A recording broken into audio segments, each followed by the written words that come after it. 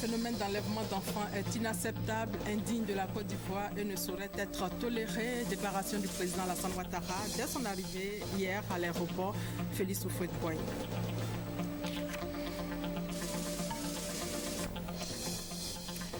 À 5 minutes de l'aéroport, l'abattoir de Port-Bouët, nous irons à la découverte de la nouvelle boucherie de cet abattoir en faisant le point des travaux achevés et des travaux en cours dans ce 13 heures.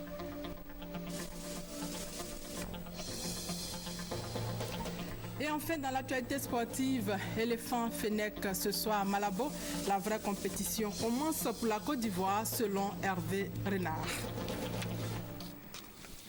Bonjour à tous. C'est un magazine du dimanche à l'endroit des policiers et de leurs familles. Pour eux, il existe un fonds de prévoyance. Comment fonctionne-t-il? Comment est-il géré? C'est pour répondre à toutes ces préoccupations que nous recevons aujourd'hui le commissaire Jacques Kadiané, directeur général du fonds de prévoyance de la police nationale. Bonjour, monsieur le directeur général. Bonjour, madame. Merci à vous d'avoir accepté notre invitation. Avant d'échanger avec vous, nous allons d'abord feuilleter quelques pages de l'actualité nationale. Commençons déjà par dire que le président est à Abidjan. Le chef de l'État est arrivé hier soir d'Addis Abeba, où il a participé aux travaux du 24e sommet ordinaire des chefs d'État et de gouvernement de l'Union africaine. Aussitôt arrivé, le chef de l'État, chef suprême des armées, préoccupé par la question d'enlèvement d'enfants, a fermement condamné hier soir le phénomène qui s'est emparé de la Côte d'Ivoire en moins de 2 mois. Je vous propose d'écouter le président de la République. Entre d'Addis Abeba, où j'ai pris part au 24e sommet ordinaire des chefs d'État et de gouvernement de l'Union africaine. Le thème de ce sommet était 2015, année de l'autonomisation des femmes et le développement de l'Afrique pour la concrétisation de l'agenda 2063. Ce sommet a également fait le point de la situation sur le continent, la lutte contre la fièvre à virus Ebola, la lutte contre la pauvreté, la paix et la sécurité sur le continent et les défis du terrorisme, avec les attaques de Boko Haram. Alors, le sommet a vu la désignation du président du Zimbabwe, son Excellence M. Robert Mugabe, comme nouveau président en exercice de l'Union africaine pour une année. En marge de ce sommet, j'ai présidé la cérémonie de lancement de l'étude sur le droit à la nationalité en Afrique. Comme vous le savez, le droit à la nationalité est un droit fondamental. Malheureusement, le déni de ces droits a été à la base de plusieurs conflits sur le continent. C'est pourquoi l'instrument qui sera mis en place est très important, car il permettra d'uniformiser les bonnes pratiques sur le continent et de nous doter de règles claires en matière de nationalité pour éviter les conflits. La Côte d'Ivoire a été félicitée sur ce point, car nous sommes le seul pays en Afrique à avoir voté une loi sur l'apatridie. À Addis Abeba, j'ai également procédé à la signature du protocole d'adhésion au MAEP, c'est-à-dire le mécanisme africain d'évaluation par les pairs. En adhérant librement à cette structure, la Côte d'Ivoire accepte de faire évaluer en fait sa politique sur les questions liées à la démocratie et à la bonne gouvernance politique, à la gouvernance économique, au développement socio-économique et à la gouvernance des entreprises, c'est-à-dire le milieu des affaires. Les principales réformes que nous avons adoptées ici au niveau du gouvernement pour renforcer la bonne gouvernance ont permis de relancer tous les secteurs de la vie nationale, d'asseoir la crédibilité de nos institutions et de reconstruire l'économie nationale. Donc le dynamisme économique de la Côte d'Ivoire est bien connu maintenant, avec un taux de croissance d'environ 9% par an en moyenne depuis 2012. Alors ces résultats évidemment sont excellents et c'est en raison de cela que nous avons pu être admis donc à ce mécanisme.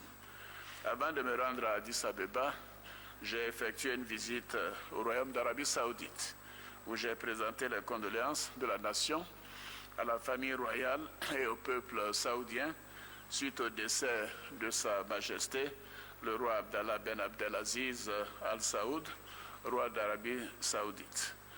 Je voudrais à nouveau, au nom de la nation ivoirienne, rendre hommage à cette éminente personnalité car elle a contribué de façon déterminante au renforcement des liens d'amitié et de coopération entre la République de Côte d'Ivoire et le Royaume d'Arabie Saoudite. Alors, durant ces missions, j'ai bien évidemment suivi l'actualité en Côte d'Ivoire, notamment l'enlèvement et l'assassinat d'enfants, que bien sûr je condamne avec la plus grande fermeté. Je voudrais tout d'abord m'associer à la douleur des familles, des victimes, et je voudrais leur présenter nos condoléances, la Première Dame et moi-même, nos condoléances les plus attristées, ainsi que les condoléances du gouvernement. Je viens tout à l'heure de tenir une réunion avec Monsieur le Premier ministre, le ministre d'État en charge de la sécurité, le ministre de la Défense, le cabinet présidentiel et le grand commandement. Pour me faire le point de cette situation, je voudrais rassurer tous nos concitoyens et toutes les populations vivant en Côte d'Ivoire que le gouvernement a pris toutes les mesures nécessaires. Je voudrais donc vous dire que nous continuons de traiter ce problème avec la plus grande fermeté. Ce phénomène est inacceptable, indigne de la Côte d'Ivoire et indigne du climat apaisé que nous voulons pour nos concitoyens dans notre beau pays. Déclaration du président Alassane Ouattara de retour de l'Éthiopie où il a pris part au 24e sommet de l'Union africaine. Et avant de quitter Addis Abeba hier samedi, le chef de l'État a accordé une audience au président de la transition du Burkina Faso, Michel Kafando. On fait le point avec Viviane Aimé. C'est à son lieu de résidence à Addis Abeba que le président de la République, Alassane Ouattara, a reçu dans la matinée ce samedi 31 janvier le président de la transition au Burkina Faso, Michel Kafando. L'échange, qui a duré près de 45 minutes, a permis d'évoquer le retour à l'ordre constitutionnel au Burkina Faso, le rétablissement du climat de confiance entre le Burkina Faso et la Côte d'Ivoire et la reprise de la coopération entre les deux pays dans le cadre du traité d'amitié et de coopération. Le chef de l'État ivoirien et le président de la transition au Burkina Faso se sont dit confiants quant au maintien du climat de fraternité et de bon voisinage et la poursuite de la coopération entre leurs deux pays. Vous savez, les liens très particuliers entre le Faso et la Côte d'Ivoire, des liens séculaires, des liens fraternels, des liens qui remontent à des décennies, je dirais même plus d'un siècle. Et tout ce qui arrive au Burkina concerne la Côte d'Ivoire et vice-versa. Tout ce qui se développe en Côte d'Ivoire concerne le Burkina Faso. Et il était donc tout à fait normal que, profitant de ce sommet, nous puissions nous rencontrer pour échanger. Et c'est ce que nous avons fait. Nous avons eu un échange sur la situation dans les deux pays. Je lui ai parlé de ce que nous faisons en Côte d'Ivoire, comment la situation se déroule. Le président m'a parlé de l'évolution de la transition et l'espoir de faire des élections démocratiques et transparentes en octobre prochain. Je lui ai dit qu'en Côte d'Ivoire également, nous avons des élections en octobre prochain et que j'avais pour ma part décidé d'être candidat. Voilà, lui m'a dit que bien évidemment, il n'a pas d'intention de le faire. Nous allons donc continuer ces contacts, renforcer et consolider les liens donc, de coopération et les liens fraternels entre le Faso et la Côte d'Ivoire. Comme l'a dit le président Ouattara, je suis venu lui rendre une visite de courtoisie dans les normes qui existent entre nos deux pays. Comme il a si bien dit, entre le Burkina et la Côte d'Ivoire, les relations sont tellement intimes que chaque fois que nous voyons, c'est pour essayer de les renforcer davantage. J'ai fait au président Ouattara le bilan un peu de la transition telle qu'elle s'est passée jusqu'à présent. Et je lui ai demandé aussi de continuer à nous apporter le soutien de la Côte d'Ivoire. La Côte d'Ivoire le fait déjà dans le cadre du groupe de contact, comme elle a si bien précisé tout à l'heure, mais compte tenu de nos relations particulières, de nos relations très raffermies, je lui ai demandé de nous assister davantage, notamment dans la préparation des élections qui auront lieu à partir du 11 octobre 2015. Donc nos échanges auront porté essentiellement sur ça. Le président a promis de faire vraiment tout ce qu'il pourra faire pour nous soutenir, pour soutenir la transition. Je l'en ai remercié. Bon, quant maintenant au contact futur que nous aurons, vous savez très bien que nous avons aussi le traité d'amitié et de coopération entre les deux pays. Il est certain que dans ce cadre-là, nous aurons à nous revoir beaucoup plus formellement. Même avant ça, à chaque fois que nous nous sommes retrouvés à une réunion, nous nous sommes rencontrés, nous avons échangé. Il en a été ainsi à Abuja, il en est ici aujourd'hui. Et à chaque fois que nous nous rencontrons, c'est dans l'intérêt de nos deux pays qui se comprennent, qui s'estiment, les gens qui se rencontrent, afin davantage de se concerter dans le sens de l'affermissement des relations justement entre nos deux pays. C'est peu après cette audience que le président de la République a regagné Abidjan. Et en marge de l'Assemblée générale ordinaire de l'UA, l'Organisation des Premières Dames d'Afrique pour la lutte contre le sida tenait sa 14e Assemblée générale ordinaire pour faire le point de ses actions. Madame Dominique Ouattara, Première Dame de Côte d'Ivoire et ambassadeur spécial de l'ONU-SIDA, a fait un plaidoyer pour la mise en place d'un antirétroviral pédiatrique. Viviane Aïmé, notre envoyé spécial à Addis Abeba. Réunis au siège de l'Union africaine, les membres de l'OPDAS, l'Organisation des Premières Dames d'Afrique pour la lutte contre le sida, sous la présidence de Mme Inda Déby Itno, Première Dame du Tchad, ont réaffirmé leur engagement à mettre fin au sida sur le continent africain d'ici 2030, tout en se félicitant de la diminution du nombre de nouvelles infections au VIH.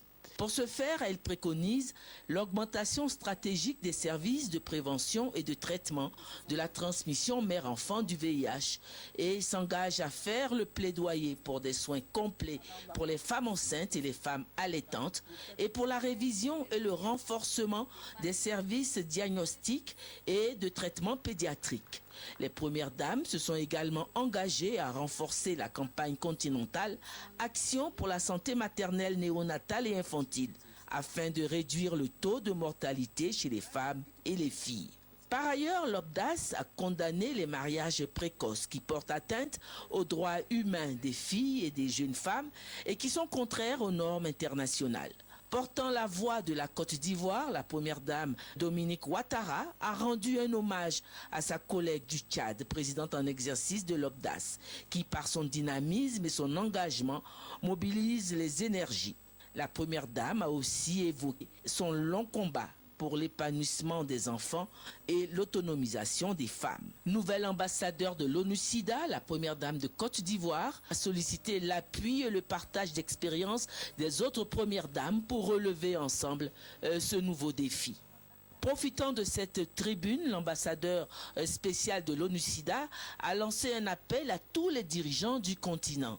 Il nous incombe plus que jamais d'assurer la mise à disposition du traitement antirétroviral adapté à l'enfant dans chacun de nos pays, car aujourd'hui, il n'existe pas de traitement ARV pédiatrique dans la plupart des pays africains et nos médecins sont donc obligés d'adapter le traitement des adultes aux enfants malades. J'ai la ferme conviction que la mise en commun de nos efforts, tant en matière de lutte contre le sida qu'en faveur de l'autonomisation des femmes, portera ses fruits pour une Afrique sans sida d'ici 2030. Les Premières Dames du Tchad, Rwanda, Malawi, Comores, Tanzanie, Niger se sont succédées au pupitre pour partager leurs expériences. Toutes les Premières Dames ainsi que les représentants désignés ont signé le cadre d'action révisé de l'OPDAS. Comme à l'ouverture, c'est la présidente en exercice de l'OPDAS qui a clos la 14e Assemblée générale ordinaire de l'organisation. Les Premières Dames ont reçu le soutien de partenaires, notamment l'ONU-SIDA, ainsi que le soutien de l'épouse du secrétaire général des Nations Unies, Mme Ban Ki-moon. Et ici en Côte d'Ivoire, le Premier ministre apprécie les bonnes relations entre États et organisations internationales. Daniel Kablan-Duncan s'exprimait au cours d'un déjeuner qu'il a offert au corps diplomatique accrédité en Côte d'Ivoire ce samedi à sa résidence de Grand Bassam. On fait le point avec Sidonie Davila-Waka. Après une année de dur labeur marquée par des acquis importants, c'est le moment d'une trêve pour partager un repas. Pour le Premier ministre, cette rencontre considérée chaque année comme un rendez-vous est un moment précieux qui permet de renforcer les liens entre les hommes, les peuples et les nations. C'est également une façon de resserrer les liens d'amitié entre les nations et les organisations que représentent les diplomates. Si les résultats plus qu'encourageants auxquels nous sommes parvenus sont à considérer comme la résultante des efforts déployés par les Ivoiriens, il n'en demeure pas moins qu'ils n'auraient pas pu être atteints sans l'aide des pays amis et des organisations internationales dont vous êtes les éminents représentants. Ce déjeuner amical me paraît donc être une occasion opportune pour vous renouveler notre gratitude pour vos sollicitudes à l'égard de notre pays, ainsi que pour votre soutien actif à nos efforts de développement et de repositionnement de la Côte d'Ivoire. Le contexte fraternel et plus informel de notre rencontre souligne les relations d'amitié si fondamentales pour rétablir de bonnes relations interpersonnelles. En vous réitérant notre plus sincère reconnaissance, nous souhaitons que la Côte d'Ivoire puisse avancer sur le chemin de la croissance économique, sociale et humaine grâce au capital humain formidable qu'elle possède. Le chef du gouvernement formule le vœu de voir les relations entre ces différents pays représentés en Côte d'Ivoire se poursuivre et se renforcer davantage, surtout au cours de cette année marquée par le scrutin présidentiel. Étaient également à ce déjeuner certains membres du gouvernement, des anciens ambassadeurs de Côte d'Ivoire et avec eux les autorités et cadres de Grand Bassam ainsi que des membres du cabinet du Premier ministre et du ministère des Affaires étrangères. Désormais une tradition, le déjeuner à l'honneur du corps diplomatique est à sa 4e édition. Il se veut un moment de détente et de convivialité. Alors, pourquoi ne pas se laisser entraîner au rythme des sonorités bassamoises?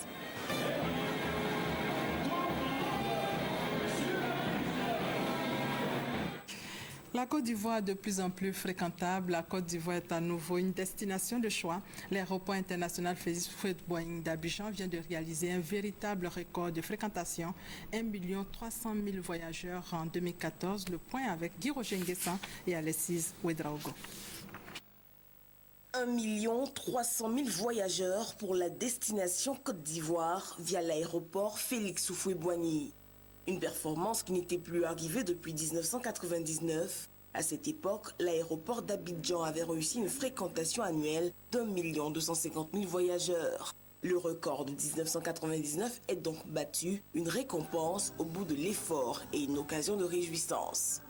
On peut dire que c'est beaucoup de travail et beaucoup d'investissement, mais que c'est indispensable pour redonner à l'aéroport d'Abidjan sa place de leader dans la sous-région, comme le souhaite son Excellence le Président Alassane Ouattara. C'est vraiment de reprendre la place qu'on avait dans les années 90. Repositionner l'aéroport Félix Houphouët-Boigny aura nécessité la modernisation de ses infrastructures, la conformité aux normes et exigences de l'Organisation de l'aviation civile internationale, en matière de sécurité et de sûreté. Il aura aussi fallu faire de la Côte d'Ivoire une destination de choix en développant le trafic. Le tout pour un investissement d'environ 29 milliards de francs CFA sur les 15 dernières années. Pour 2015, c'est une fréquentation annuelle d'1 500 000 voyageurs qui est visée, un challenge réalisable. Selon ses dirigeants, l'aéroport dispose d'infrastructures modernes capable d'accueillir 2 millions de passagers et près de 32 milliards de francs CFA devraient être investis sur les 5 années à venir en vue d'en faire le hub d'Afrique de l'Ouest. Il faut ajouter à cela le développement de Air Côte d'Ivoire. La compagnie a fait voyager environ 400 000 passagers en 2014. Son président de conseil d'administration, le général Abdoulaye Coulibaly, a d'ailleurs annoncé l'ouverture prochaine de nouvelles destinations à l'intérieur du pays et dans la sous-région. Autre événement qui marquera l'année 2015 pour l'aéroport, la certification et l'ouverture d'une ligne Abidjan-Washington. Le Centre de coordination des décisions opérationnelles, CCDO, est désormais installé à Bouaké. Le CCDO aura pour mission de couvrir la région du Bouaké et même au-delà, cérémonie d'installation en présence du ministre d'État, ministre de l'Intérieur et de la Sécurité, Ahmed Bakayoko. On fait le point avec Charles Tatou. Avec une mission claire, lutter contre le grand banditisme, le Centre de coordination des décisions opérationnelles, CCDO, élargit ses unités d'intervention. La délégation régionale de Bouaké vient d'être installée. Le CCDO à l'intérieur du pays vient faire face au phénomène de coupeurs de route, de braquage à main armée dans les domiciles et surtout à la situation d'enlèvement d'enfants. Pour le commissaire divisionnaire Issouf Kouyaté du Centre de coordination des décisions opérationnelles, l'installation d'une unité régionale de sa structure répond à la vision du président de la République, Alassane Ouattara, celle de rapprocher l'outil de sécurité des populations afin de créer une atmosphère paisible pour tous les citoyens ivoiriens. 3 sections composées d'environ 75 agents, 6 pick-up d'intervention, 4 gros véhicules de transport de troupes et des bureaux équipés constituent les moyens déployés pour assurer la mission. Pour accompagner tous ces efforts consentis par le gouvernement, le ministre d'État, ministre de l'Intérieur et de la Sécurité, Ahmed Bakayoko, exhorte les populations à une franche collaboration avec le CCDO. Le président, à travers ce geste, veut vous montrer qu'il tient compte de vos préoccupations. Il sait que les problèmes des coupeurs de route vous fatiguent. Il sait que les problèmes des braquages vous fatiguent. Et comme votre président vous respecte et vous aime, il a décidé que nous puissions concevoir ce projet et l'étendre à Bouaké. Et très bientôt, les systèmes de caméras comme à Abidjan et à Msoko va arriver également à Bouaké pour accroître l'efficacité de nos forces. Si vous voyez un fait que vous trouvez anormal, il faut appeler la police, la gendarmerie, les gens feront leur travail. L'indice sécuritaire du pays est passé de 2,1 à 1,5 avec la création du CCDO. Les populations de Bouaké considèrent l'arrivée du CCDO dans leur localité comme un atout pour le renforcement de la cohésion sociale et pour le redécollage économique de la région de Bouaké. La remise des clés des engins roulants, la coupure symbolique du ruban et la visite du site situé au quartier Sokora, secteur Bourmakoté, ont ponctué la cérémonie d'installation. Cela fait maintenant de nombreuses années que les villes ivoiriennes n'ont pas bénéficié de schémas directeurs pour la planification de leur développement, ce qui a favorisé l'installation anarchique des populations. Un séminaire se tiendra les 2, 3 et 4 février à Abidjan sur l'élaboration des schémas directeurs des villes de Côte d'Ivoire. Ce séminaire organisé par le ministère de la Construction, du Logement, de l'Assainissement et de l'Urbanisme va réunir tous les acteurs concernés. À quelques jours de la tenue de ce séminaire, le directeur de l'urbanisme invite les élus des différentes villes à se mobiliser dans ce reportage d'Herman Niamien. Les villes ivoiriennes, depuis 1962, bénéficiaient de schémas directeurs pour la planification de leur développement. Mais les différentes crises économiques et politico-militaires qu'a connues le pays n'ont pas favorisé la poursuite de ces outils qui servent à orienter le développement des villes. Conséquence, l'on assiste au développement anarchique des villes avec la prolifération des bidonvilles. L'État ivoirien, conscient des enjeux de la planification des villes, décide de renouer avec les études sur l'élaboration des schémas directeurs. Un séminaire est donc prévu les 2, 3 et 4 février prochains à Abidjan. Ces outils de planification que nous sommes en train d'élaborer aujourd'hui auront pour objectif principal de structurer nos villes, de donner une âme à nos différentes villes et d'orienter leur développement. En d'autres termes, c'est ces études qui permettront de savoir où les zones industrielles vont être localisées, où les habitations vont être localisées, où seront les zones commerciales, où seront les stades, où seront les hôpitaux. Ce séminaire va réunir toutes les parties prenantes du développement des villes. Les organisateurs entendent ainsi les impliquer dans les prises de décision. Par le passé, les études d'urbanisme se faisaient de manière technocratique. Il s'agissait d'élaborer des documents de planification et donc c'est les urbanistes et l'administration qui élaboraient ces outils de planification et on demandait aux maires de les mettre en œuvre. Le directeur de l'urbanisme invite donc les élus locaux, notamment les maires, les députés et les conseillers régionaux, à se mobiliser pour enrichir les échanges. Après la victoire des éléphants, peut-être ce soir, faites un tour à l'abattoir de Port-Boué, c'est dans le district d'Abidjan. Des travaux de réhabilitation sont en cours quand d'autres sont achevés. Notre reporter Francis Boifo y était ce samedi. Il s'est intéressé à la nouvelle boucherie et à la rôtisserie moderne construite il y a plus d'1 an. Ces endroits attirent de plus en plus du monde. Regardez. Abattoir de Port-Boué dans le district d'Abidjan. Les images des box de l'actuelle boucherie et des rôtisseries contrastent avec celles qui existaient il y a plus d'1 an. Avant, on payait la viande sur les tables. Souvent, c'était exposé par terre. En tout cas, il n'y avait pas d'hygiène. Mais maintenant, la viande est vendue dans des bosses. En tout cas, tout est carrelé, c'est bien. La viande est suspendue, c'est pas par terre.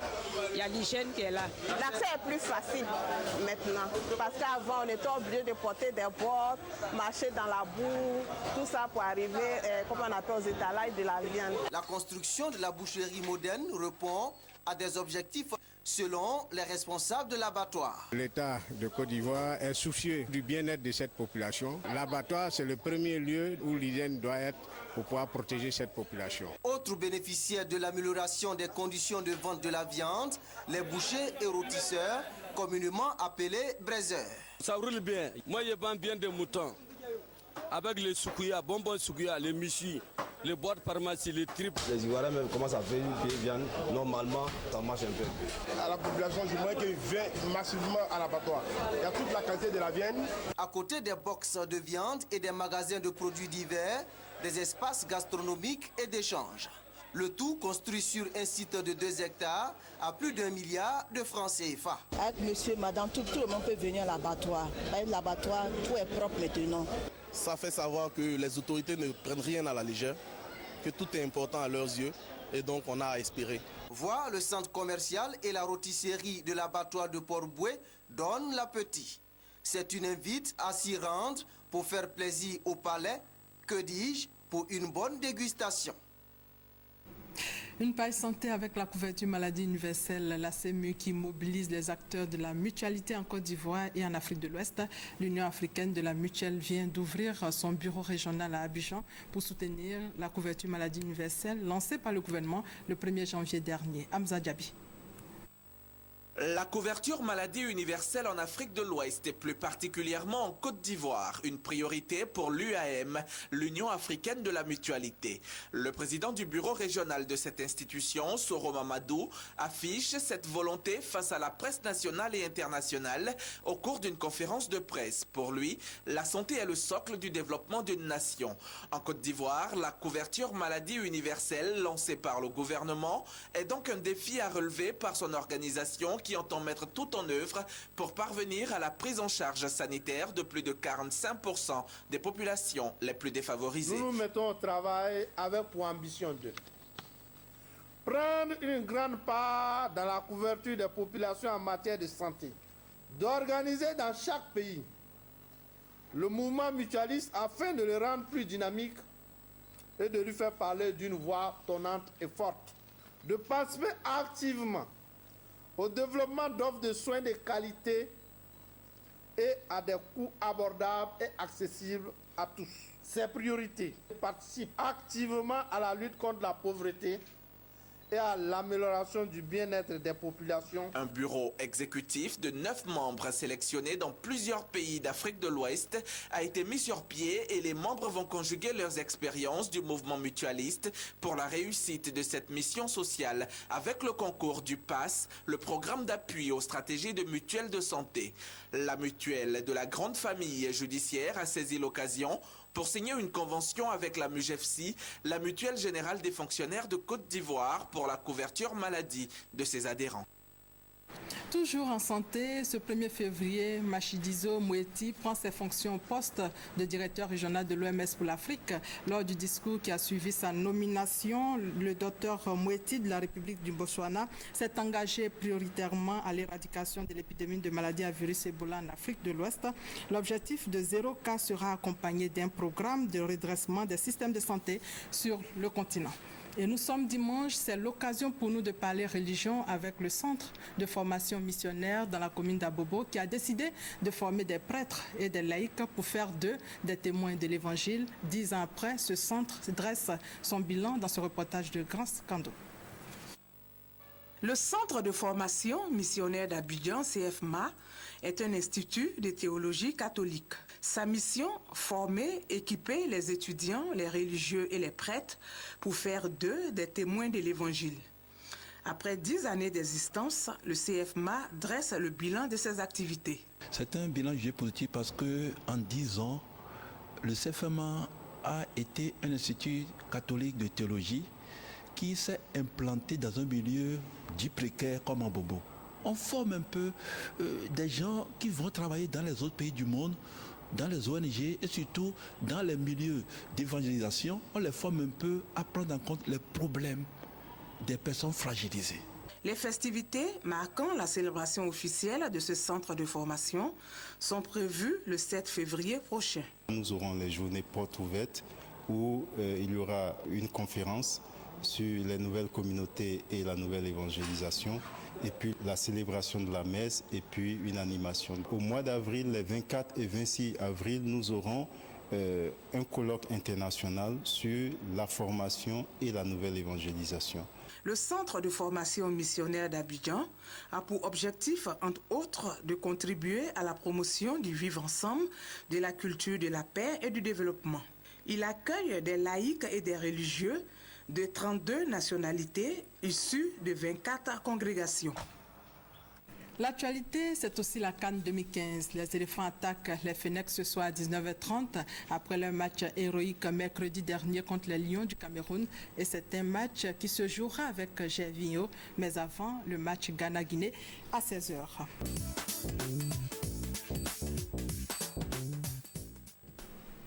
Place au magazine du dimanche et comme annoncé, nous sommes avec le directeur général du Fonds de prévoyance de la police nationale. Merci, monsieur le commissaire, d'avoir accepté notre invitation. Merci à vous.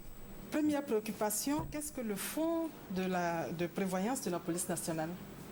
Merci et je voudrais profiter de cette antenne pour dire merci à la RTI de permettre aux policiers de s'exprimer sur ce qui est l'action sociale qu'ils mènent. Le Fonds de prévoyance de la police nationale est une mutuelle sociale, une mutuelle de prévoyance qui permet aux policiers de se prendre en charge.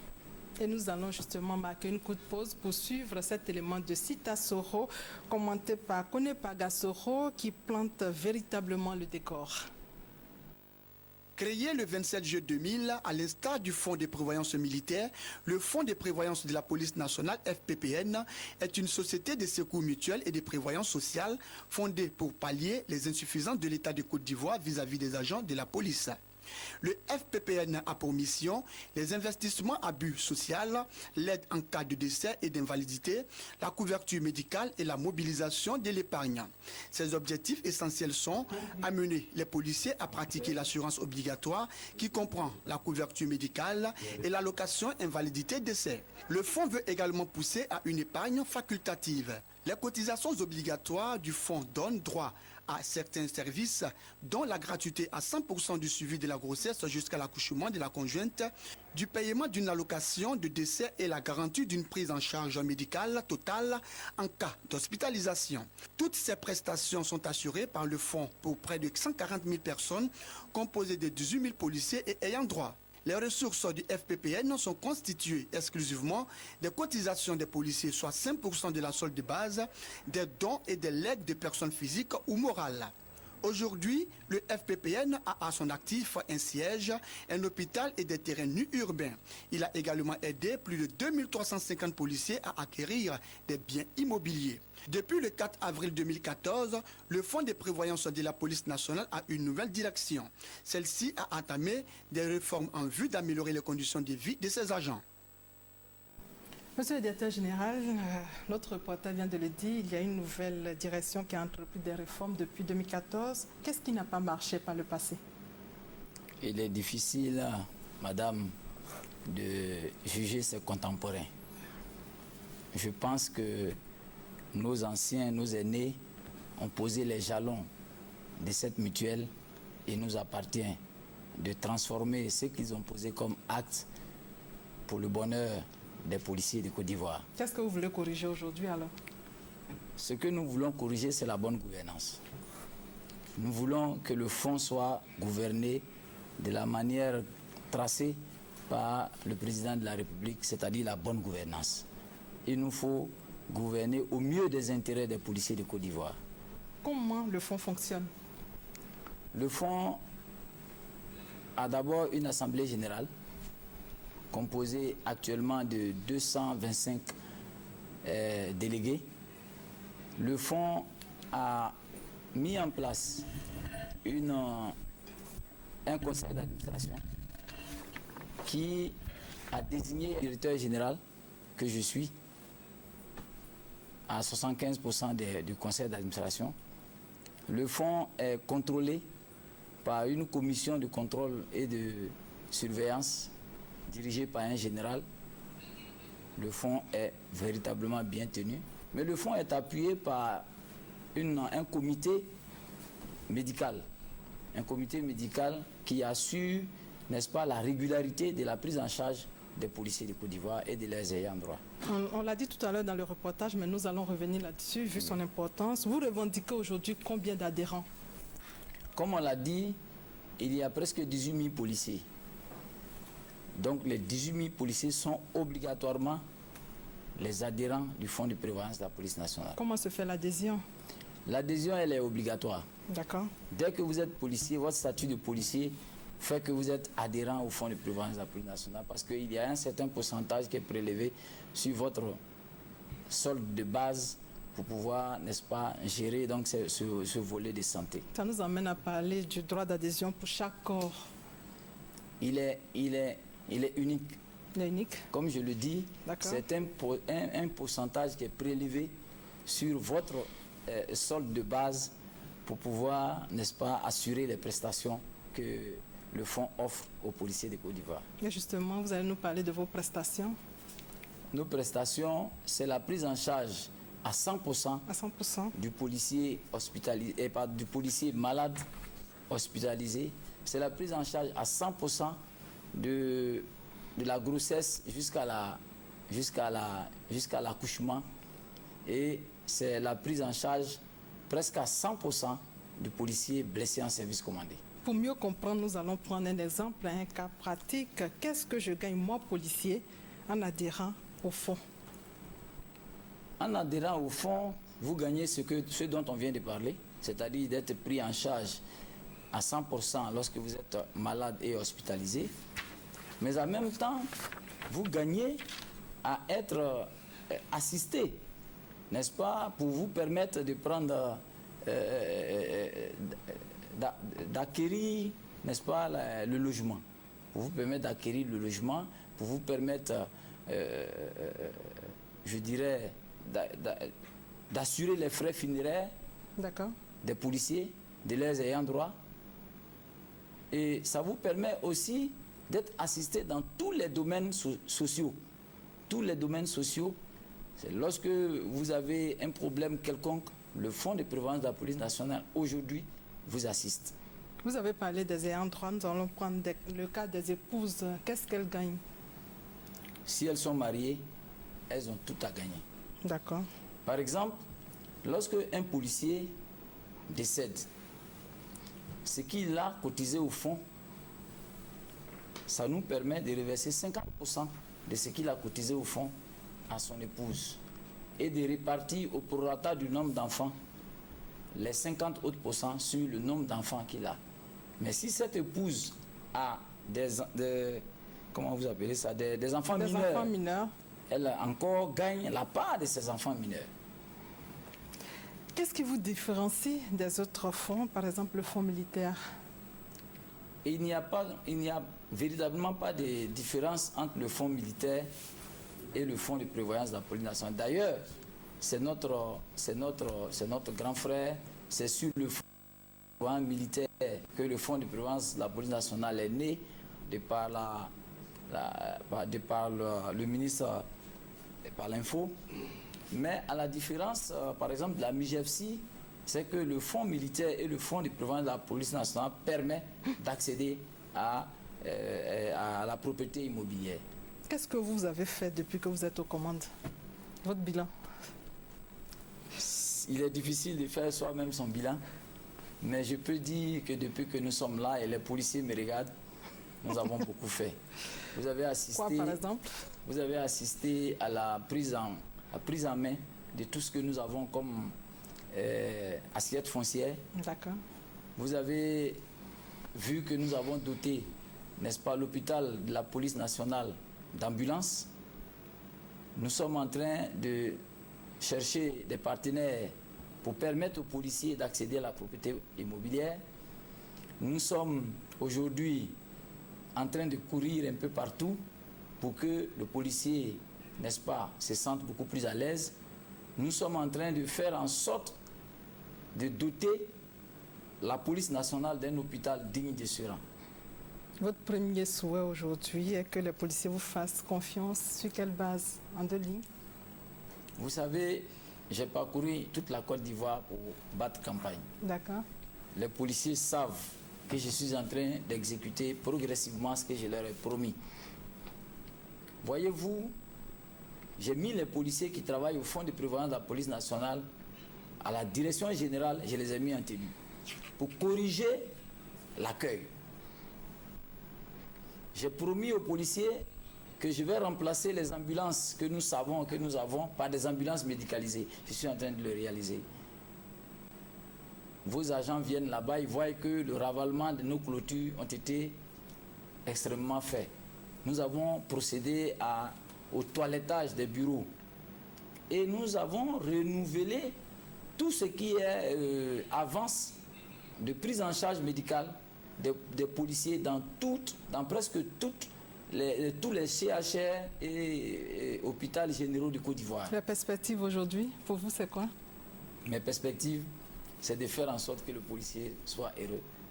Mais ce qui est bien, c'est que, comme vous l'avez constaté, nous sommes déjà allés prendre possession de 250 maisons que nous allons distribuer aux policiers. Nous avons, je ne vais pas citer les sociétés pour éviter la publicité. Ouais. Nous venons de signer une convention le vendredi, je crois, avec une structure de la place, une structure bancaire qui va accompagner tous les policiers adhérents au fonds de prévoyance de la police nationale, surtout qui sont au PEP, pour qu'ils accèdent à la propriété immobilière. Merci. Mes perspectives, c'est d'un premier temps, comme nous sommes en train de le réussir, c'est de stabiliser la situation financière du fonds, relancer les activités du fonds et puis doter le fonds avant la fin de mon premier mandat, comme j'en aurai 2, avant la fin de mon premier mandat, doter le fonds de prévoyance de la police nationale, sinon la police nationale, d'un hôpital digne de ce nom dans la sous-région. Est-ce que vous avez des partenaires pour vous accompagner? Nous avons déjà des partenaires, je ne vais pas citer des Italiens, nous avons dans le monde arabe, et même sur la place en Côte d'Ivoire, nous avons des partenaires qui font confiance à la gestion que nous avons entreprise depuis près de 10 mois. Merci mon commissaire, merci d'être venu sur notre plateau pour nous donner plus d'informations sur le fonds de prévoyance de la police nationale, un fonds pour améliorer les conditions de vie des policiers. Mais avant de nous quitter, votre pronostic pour le match Côte d'Ivoire-Algérie? Nous serons en demi-finale. Merci monsieur le commissaire.